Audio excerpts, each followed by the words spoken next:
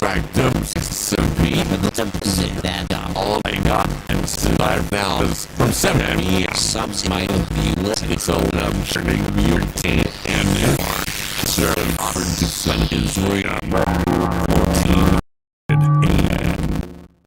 I can play here.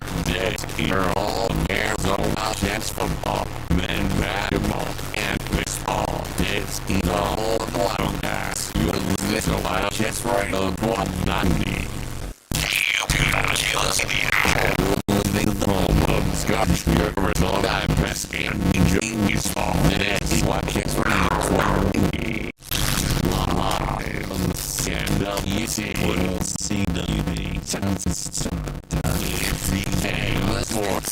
We're almost David Joey.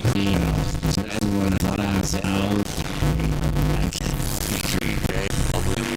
What's me off? Something. And right it, you all would try me out. Keep on that not electing free.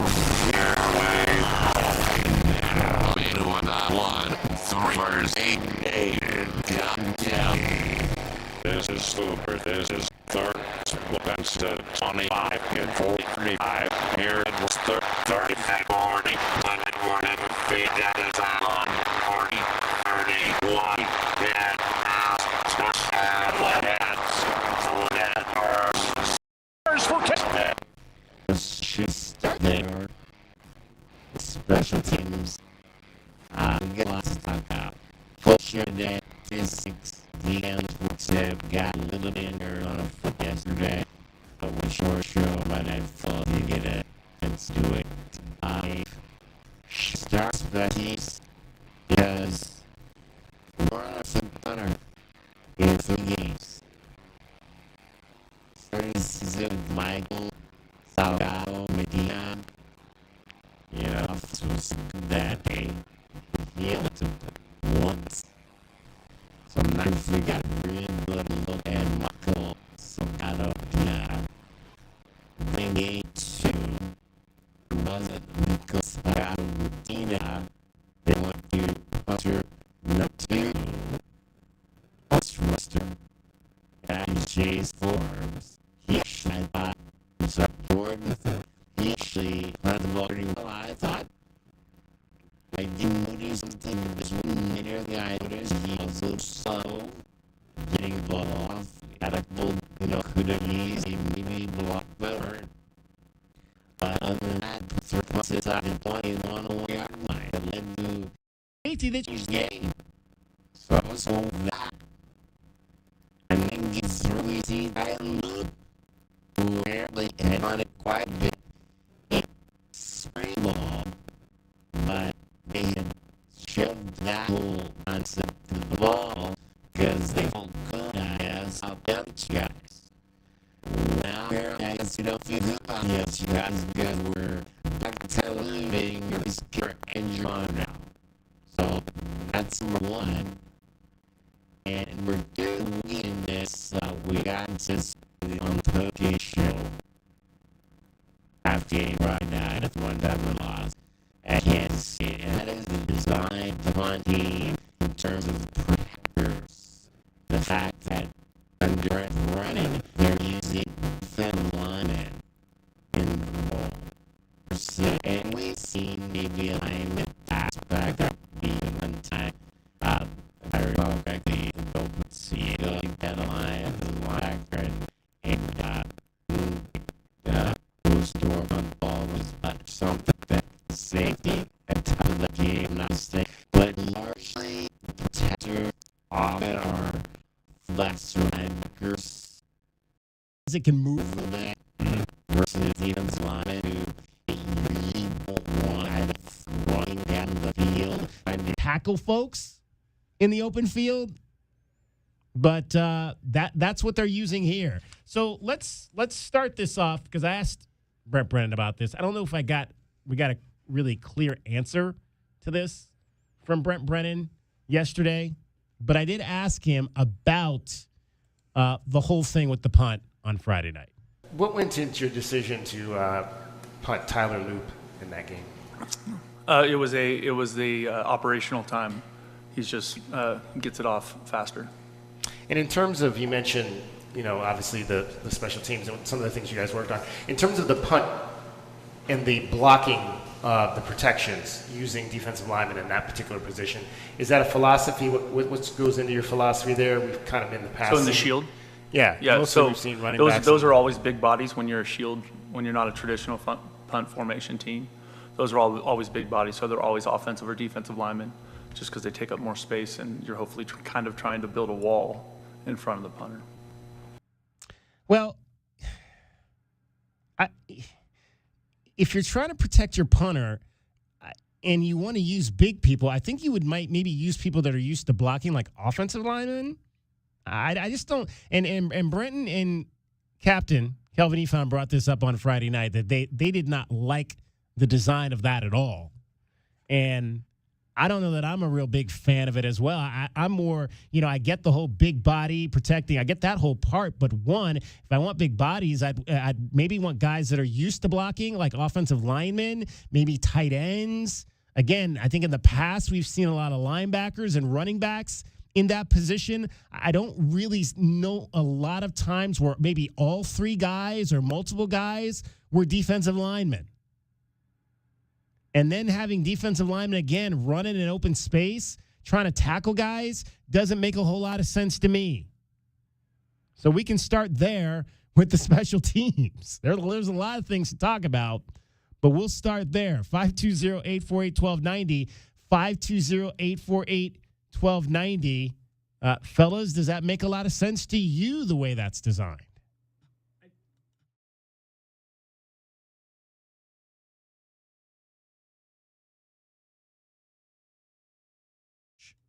Because the wedge, I feel, would have solved a lot of these issues where the blocking would have been helping defensive linemen. Because typically you would have offensive and defensive linemen hooking up to set the wedge on returns to go ahead and get guys through the alleys and through the lanes and things like that. But from a straight up snap the ball, okay, now it's time to go and set your footwork and get the hands on somebody to keep them from blocking you. Defensive linemen aren't typically used to that. They're used to getting hands off of them. Yeah, exactly. That's the main thing. So I can see the frustration. In the end, a big body is a big body. You can't coach size in a guy. I get the mindset, but there's technique here that isn't being utilized appropriately that probably would be beneficial for the Arizona Special Teams unit right now. 520-848-1290, 520-848-1290. Do you have any thoughts on that concept there of defensive linemen as the protectors? I mean, again, I have always come from the place of, when it comes to that room and those decisions, I always have, hope and faith that the people making those decisions are doing it for good reason. There's a lot of thought and there's a lot of conversations that goes into those decisions. So I don't know. I think your logic, DK, clearly somebody who's used to putting their hands up into someone's shoulder pads and keeping them off the quarterback, maybe that translates directly to keeping the punter, his jersey clean. That being said, I think whatever it is, the coaching staff is trying to get as the bodies up there, and does the kind of revolving door from the offensive line during spring ball and how we saw certain guys sitting out and maybe not participating and guys who aren't actually in the lineup currently, does that have anything to do with the decision making? Because in a perfect world, right, you've got your third-year, fourth-year guys protecting your quarterback in the game. You've got your first and second-year offensive linemen who are maybe the number 2, number 3 at those spots in some kind of worst-case scenario situation with an injury or whatever. Those are the guys who are getting time in addition to the, obviously your long snapper and whatnot. So having people who are in the game who are best suited to keep the punter, their jersey clean, I think is the ideal solution. Yeah, I don't know if Brent Brennan has the same issue that Marv Levy has with the special teams unit, where I can't waste my best guy on special teams playing on offense. I need to just keep them on special teams. I don't think Brent has that same problem right now with the offensive line situation the way that it is, with a little bit of a carousel going around trying to figure out what the best starting 5 unit is on the starting offense, and then having to go ahead and take those guys off to put them as the backups on the special teams unit. It's not a great position for him to be in to try and solve all those problems in one go. JW had some interesting numbers on the fact that we saw Tyler Loop punt for the first time, but it was not in a long time. Yeah. But it's not the first time in college. No, well, 2020 as a freshman, he was the punter. He did not have any kicking duties at all, and he punted 24 times for 43.0 average, DK. No punts since then, so 4 years later, here he is as the punter again. Yeah. And again, that was different. 3 punters now in 3 games. As you heard the head coach say, it is a speed type of thing. They're looking maybe for somebody that can get the ball off a little bit better. Tyler Loop, 4 punts in that game, averaged 42, had a long of 3, and put 3 inside the 20. So, again, almost as efficient a performance as we got from Jordan Forbes the week before, but clearly just quicker than what we got from Jordan Forbes. And when you talk about this, this team moving forward, and that is one area that you've got to, I think, get a handle on, because again, special teams is such a critical part of this game, and you've got to find. We got spoiled. You get spoiled when you have so many quality players on this roster, and we had such a quality punter in Kyle Ostendorp for the last few years, and now you're kind of searching for that player. And it goes back to kind of what we talked about a little bit yesterday in terms of the makeup of this team is very different than what we had last year, what we thought we were going to have, maybe on day 1 of camp. You're talking about now, after this game. So you're going into Big 12 conference play now without the guy you thought was going to be your left tackle. I don't believe Leif Magnuson played in this game on Friday night. I did not see Leif Magnuson at all. Did not play. If he did play, he didn't play a whole lot of snaps in the ball game. So now you're going into the game, your first conference game, likely potentially without the guy you thought was going to be your right guard. And I love Leif Magnuson. Loved him last year. Quality guy. Missed a ton of time in camp. All right. Now you're going into your first conference game without the guy you thought was going to be your slot receiver. Malachi Riley is going to be out for a while, it appears.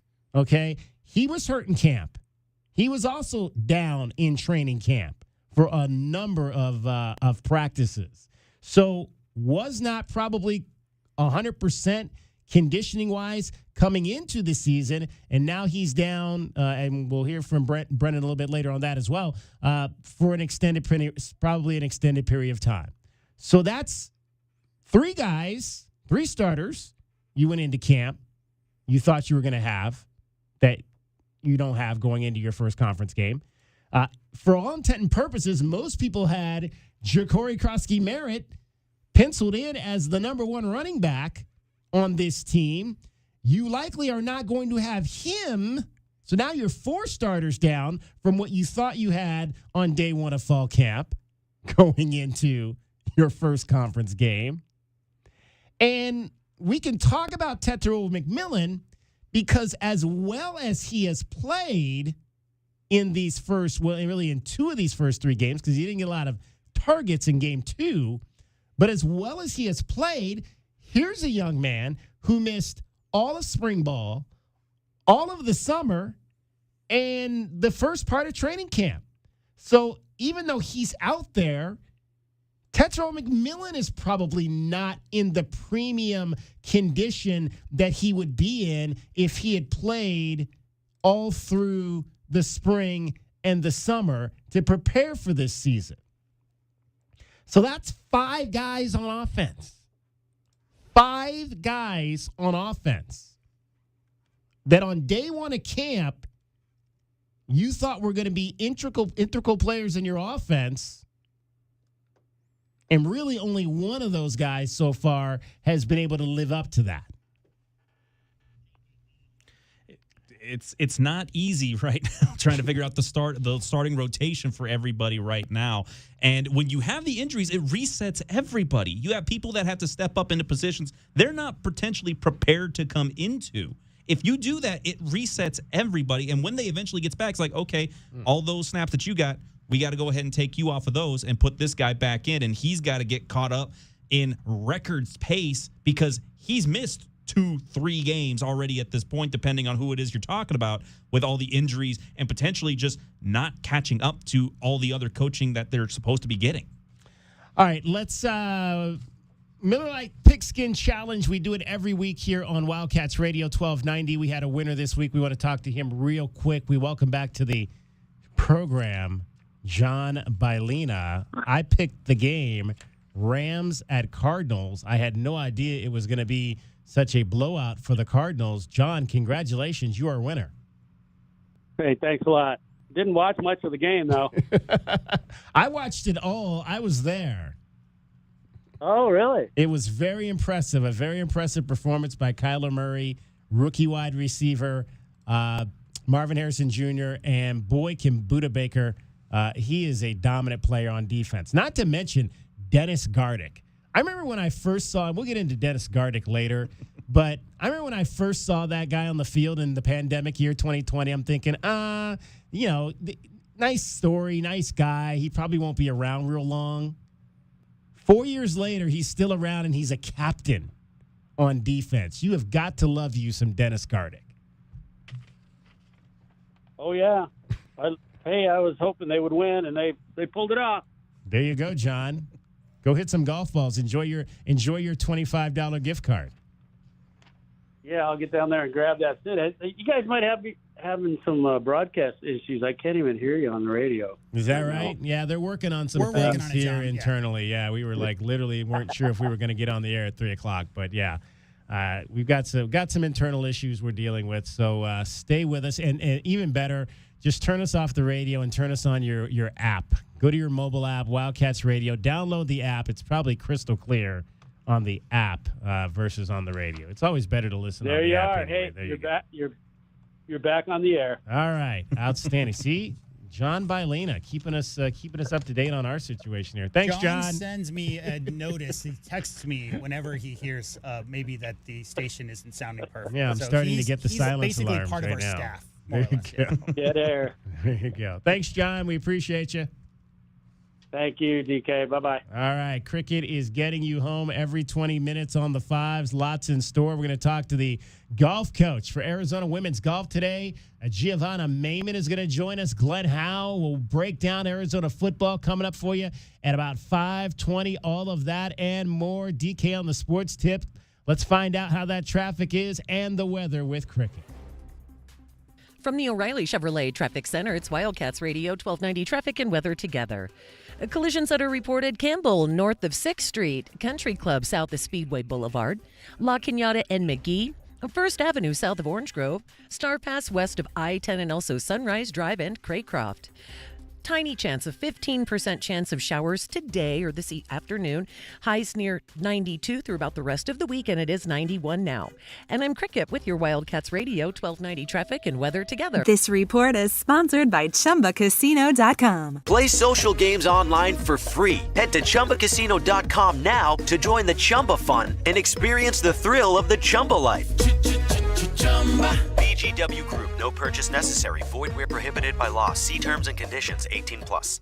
Sports fans in Tucson can't survive without 1290. In the fall, we bring you Arizona football, the NFL, and the Super Bowl. Then 1290 brings you Arizona men's basketball. And in the spring, Arizona baseball. Wildcats Radio 1290. Tune into Wildcats Radio 1290 weekly for Brent Brennan's football press conference, where you can catch up on all things Arizona football this season. Sponsored by Coors Light. Choose chill. Official corporate sponsor of Arizona Athletics. Hey, Wildcat fans, Arizona football is here. Catch head coach Brent Brennan as the Wildcats enter their inaugural season of the Big 12 Conference. We need you to be part of the action, filling the stands and cheering on Arizona. Secure your seats for all 7 home games with season tickets, or pick the plan that is best for you by calling the ticket office at 520-621-2287 or visiting ArizonaWildcats.com/FB. Lock in your tickets today. We'll see you at Arizona Stadium. Bear down. Go Cats! Is he okay? Ron, did you get hit on the head? What? Oh, No, I was just reminiscing. Here comes a story. I was 5 or 6. A scruffy little ragamuffin I was. A scruffy? What are you, Charles Dickens? Mama just wanted to comfort me. Mama?